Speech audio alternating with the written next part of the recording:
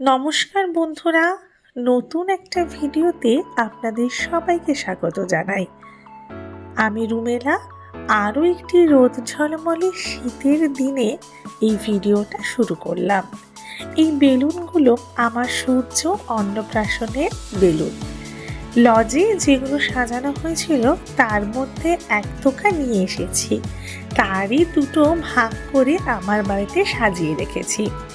সকালবেলা বাবা আর নির্ভীক কোথায় একটা যাচ্ছে, কিছুটা আন্দাজ করতে পেরেছি, কিন্তু খুব একটা শিওর নই।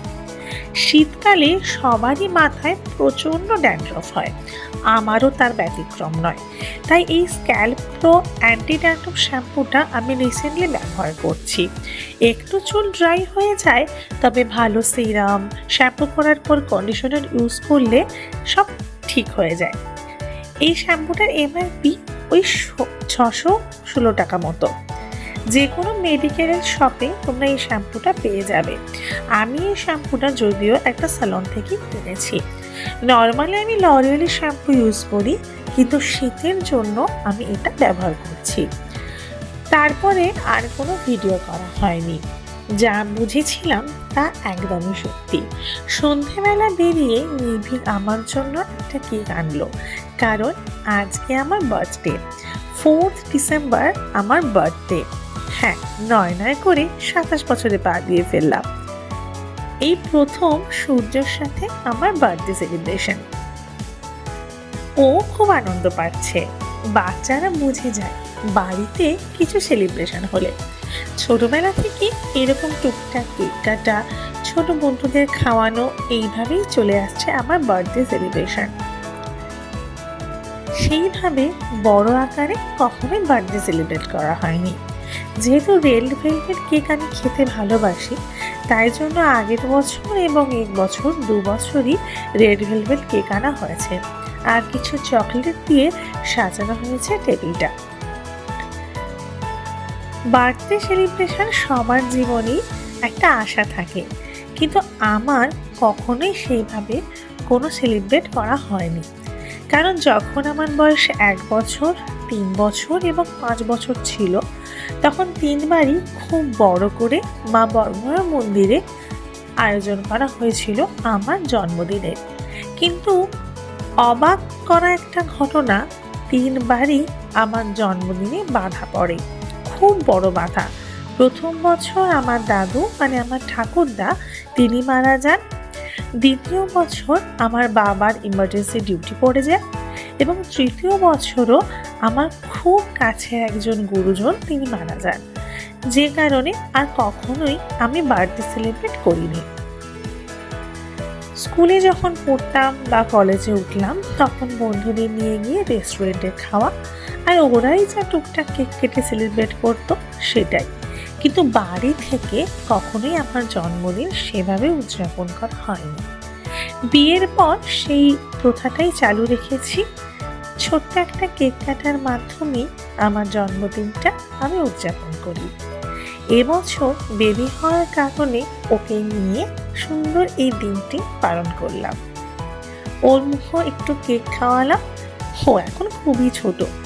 আমার জন্মদিন হওয়ার ঠিক তার 2 দিন আগেই ওর অন্নপ্রাশন হয়েছে। মানে ওই 2-3 দিন হয়েছে একটু একটু ভাত, ডাল, বিভিন্ন ভেজিটেবলস খেতে শিখেছে। তাই জন্য এখন বাইরের খাবার তো দেয়া একদমই নিষেধ।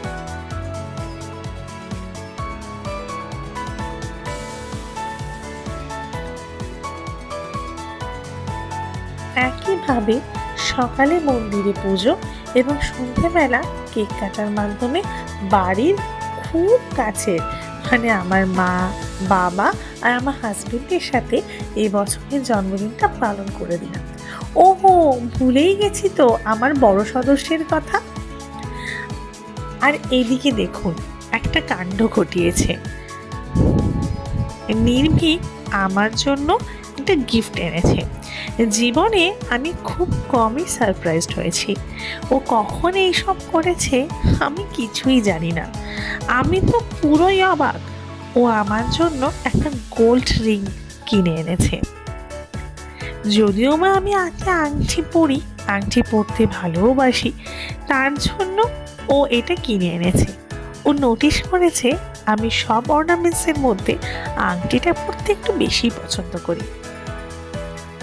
সন্ধেবেলা খাওয়ার জন্য ছিল মোমো, প্রায় 2 প্লেট ও চিকেন মোমো কিনে এনেছিল। এতটা খেয়ে রাত্রে ডিনার তো করতেই পারছিলাম না। যাই হোক, দুজনে মিলে গল্প করতে করতে 2 প্লেট মোমো একদম উড়ে দিলাম। শীতের সন্ধ্যায় মোমো খুবই একটা ভালো খাবার। কোনো সেলিব্রেশনের দিনে বা স্পেশাল দিনে আমরা সাধারণত মোমোটা ভীষণ প্রেফার করি, আর মোমো খেতে ভীষণ ভালো লাগে। চিকেন স্টিম মোমো ভীষণ ফেভারিট আমার এবং নির্বিকে। যাই হোক, এই সব কিছু করে রাত্রে ঠিক ডিনারে বসার আগে ওকে একটা গিফট কার্ড প্রেজেন্ট করলাম, নিজের হাতে বানানো, খুবই সিম্পল। আর থ্যাংক ইউ জানিয়ে ওকে এই কার্ডটা আমি দিয়েছি। যাই হোক, ডিনারে সেদিন ছিল বিরিয়ানি, চিকেন চাপ এবং রায়তা। চিকেন বিরিয়ানি আমার পছন্দের বলে সেদিন চিকেন বিরিয়ানি আনা হয়েছিল। আজকের ভিডিওটা এই অবধি থাকবে, দেখা হবে নেক্সট ভিডিওতে। খাওয়া দাওয়া করার পর আর কিছু স্পেশাল ছিল না। আজকের জন্য টাটা।